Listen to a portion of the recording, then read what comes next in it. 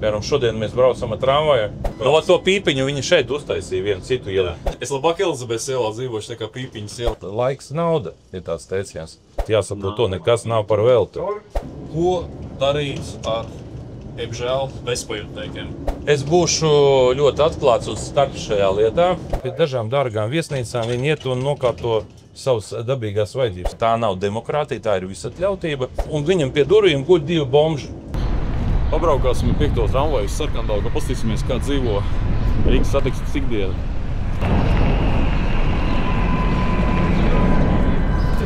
Kas tev uzskata? Es esmu kategoriski pret ielu maiņu. Tagad patreiz mēs esam tik daudz nomainījuši ielas, ķērušies. Nē, nu viena lieta ir. Ja ekonomika strādā, ja viss ir labi un ja vienīgi jānomaina vēl ielas nosaukumu pilnai laimē, nu tad nomainam. Bet aiz ielu nosaukumu maiņu slēpt visas neizdarības. Bedres ielās, tur nesakārtot iekšpagalme, problēmas ar bērnu laukumiem, ar stāvvietām, ar simtiem tūkstošu problēmu. Paklausieties, es īstenībā no šī jautājuma es uzzināju, ka Elizabetes iela ir nosaukta bijušās Krievijas impērijas karalienes Elizabetes mala. Es pat to nezināju. Un tagad viņi gribēja kaut kādu pīpiņu vai kaut No to pīpiņu viņi šeit uztaisīja vienu citu ielu. Jo saprata, ka viņi ķersies klāt Elizabetes ielai, ka cilvēki tur varētu tiešām... Es labāk Elizabetes ielā dzīvošu nekā Pīpiņas ielā. Nē, nu kā, bet pīpiņu viņi nomainīja. Viņi nomainīja. Tagad kādu uztaisīja? Nu es tās apskatīšos, uzgooglēšu, atradīšu Pīpiņas iela. Bertas Pīpiņas, Berta.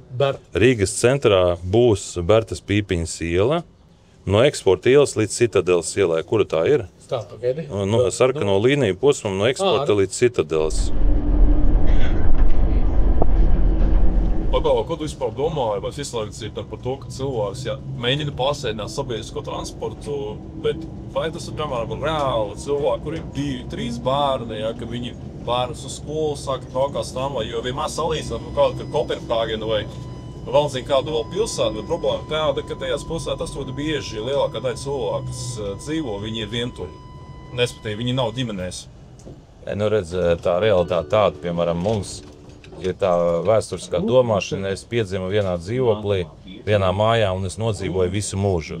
Piemēram, rietumos, Amerikā cilvēki dzīvo blakus darbam. Un ļoti bieži tiek mainīta dzīves vieta, izejot no tā, kur cilvēki mācās vai strādā. Jo, protams, nav pareizi, ja katru dienu tev jābrauc ir pārāk tāls ceļš ar tramvaju vai ar autobusu, jāpavada stundām ilgs ceļš tiešām katru dienu. Un tas laiks nauda ir tāds teiciens.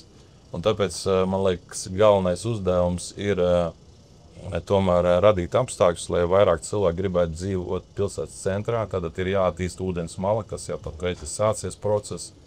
Un, lai dzīve pilsētas centrā būtu pievilcīgāka un tie, kas izvēlas dzīvot nevis pašā pilsētā, bet kaut kur ārpusē, tad viņi rēķinās ar to, ka viņi pavadīs laika vairāk pārvietojoties ar autotransportu privāto vai ar sabiedrisko transportu. Tā kā nevienam nav jāpavada viss mūžs vienā vietā, jo tas maksā lielu naudu, jo viens ir, cik maksā tā tramvaja biļete. Piemēram, šodien mēs braucam ar tramvaju, es nopirku sākumā par €1,5 biļeti, bet es saprotu, ka uz 90 minūtēs mēs neizbrauksim visu maršrutu, ko iecerējām. Līdz ar to man bija jānopērk par €5. Netika piedāvāta opcija, piemēram, nopirkt par €3 uz 3 stundām. Tāda opcija nebija. Uzreiz bija jāpērk uz 24. Tātad biļete maksā vairāk nekā 3 reizes vairāk. Es domāju, arī tas ir lieta tāda, ka arī pašu transportu jāmodernizē, jo lielākā daļa cilvēku nedomāja, ka gribēs izvēlēties šādā transportā braukt. Nē, redz, protams, visi jāmodernizē, bet jāsaprot to, nekas nav par velti. Tas, kas šodien ir problēma, cilvēki, kad brauc ar automašīnām un pavada stundām ilgu laiku sastrēgumos, labi, varbūt ne katru dienu, bet ļoti bieži. Tā ir problēma, tā kā visa Eiropa dara visu, lai pēc iespējas vairāk cilvēku pārvietotos ar publisko transportu. Piemēram, es dzīvoju Norvēģijā, Oslo, tur Bergenē. Bergenē ir drusku savādāk, tur autobusi bija, bet, piemēram, Oslo tur ir tramvaja, un tur viņi rada to, ka daudz cilvēku, viņš pēc kā man braukt ar mašīnas, labāk brauc ar sabiedrisko transportu. Piemēram, Ņujorkā ir tā, ka, ja tu gribi braukt ar savu mašīnu, pirmkārt, tas ir ļoti dārgi, otrkārt, tas ir ļoti komplicēti, un tāpēc visa Ņujorka ir dzeltenajos taksometros, un taksometri viņiem ir principā kā publiskais transports. Ja viņš iznāk uz ielas, viņš roku paceļ jau 3 taksometri klāt, un viņš pārvietojas, jo nav kur nolikt mašīnas. Mums ir šodien tāpat problēma, pārāk daudz mašīnu, līdz ar to nāksies kaut kā nonākt līdz tam, lai cilvēki tomēr saprot, ka nevajag katram ģimenē braukt ar mašīnu, varbūt tās kaut kādā veidā tomēr vienoties, kad ir viena automašīna ģimenē vai 2, nevis 5. Nu, tas ir, protams, ja kādam ir vairāk mašīnas, par to ir jāmaksā. Tāpatās, kā mēs arī runājam, rīdziniekiem ir jānodrošina, lai viņi var pa velti pārvietoties, bet nav normāli, kad simtiem tūkstoši cilvēku no Pierīgas atbrauc uz Rīgu, un nopelnīto naudu nodokļi aiziet uz to pašvaldību, kur viņi pārnakš. Te ir viens jautājums, ko ļoti daudzi, kas ikdienā to transportu sabiedrisko izmanto, varētu pajautāt. Ko darīt ar, diemžēl, bezpajumtniekiem? Es būšu ļoti atklāts uz startu šajā lietā. Ir jāsadala bezpajumtnieki 2 grupās. Pirmā grupa ir tie, kuri ir nonākuši grūtībās kaut kādu apsvērumu pēc, īstermiņā. Piemēram, radās problēmas ģimenē, izšķīrās, pēkšņi izrādās, tur kādu izmeta no dzīvokļa, tur sieva vīru vai vīrs sievu vai kā savādāk. Cilvēks nonāk problēmas. Tādiem cilvēkiem ir jāpalīdz. Bet cilvēki, kas nevēlas neko mainīt, kas pēc būtības ir dzērāji narkomāni, un viņi neko negrib mainīt, tad nevar būt tā, ka šādi cilvēki rada problēmu visai pārējai vidē. Nav normāli, ka viņi, piemēram, iet daudzās publiskajās vietās vienkārši un kārto savas dabīgās vajadzības. Izplatīt sabiedriskā transportā ziemā. Pie dažām dārgām viesnīcām viņi iet un nokārto savas dabīgās vajadzības ārā vienkārši. Jā. Un pie mums tā ir demokrātija. Es teiktu tā, ka tā nav demokrātija, tā ir visatļautība. Un mums atrodas pilsētas centrā tā vieta, kur tie bezpajumtnieki tiek savākti pie tirgus, un tad viņi nāk ārā un viņi tur vazājās pa visu vienu.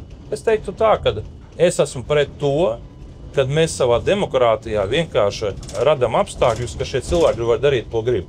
Jāsadala. Tie, kam var palīdzēt, palīdzēsim. Tie, kas neko negrib mainīt, tomēr viņiem nevajag uzturēties visur tur, kur ir visi cilvēki. Tad vajag izveidot kādu krīzes centru, lai viņi tur atrodas, viņus var atbalstīt, bet nevar būt tā, ka viņi vienkārši ar savu dzīves veidu traucē citiem. Jā. Un, piemēram, tā kā man no Vecrīgas nāk sūdzības, no klusā centra, ziemā ir augsts, un vairāki bomži, viņi iet treptelpā, kas ir aizslēgta, viņi uzzina kodu, un viņi tur nakšņo, cilvēks pamostās, un viņam pie durvīm guļ 2 bomži 5. stāvā. Viņi gudri, viņi aiziet augšā, lai mazāk traucētu, bet tas, kas dzīvo 5. stāvā, un ja tur ir mazi bērni, un viņš atura, tur guļ 2 bomži, tas nav pieņemams. Šīs lietas būs jārisina, un es šeit teikšu tā, kad mēs esam demokrātiska valsts, bet kārtībai ir jābūt. Ja? Nevar būt tā, ka bomži ir visur, un viņi traucē, principā, normālu dzīvi pārējiem.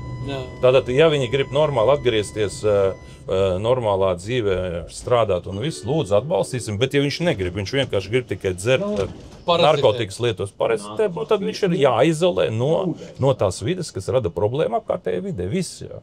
Man nav pieņemams tas, kā tas ir atsevišķās Eiropas valstīs. Viņš var darīt, ko grib tur. Gulēt uz ielas, vēl kaut ko visu. Jā. Es uzskatu, ka mums vajag izdarīt tā, lai Rīga būtu droša un patīkama, lai visi tie bomži netraucētu, nebojātu skatu un atmosfēru.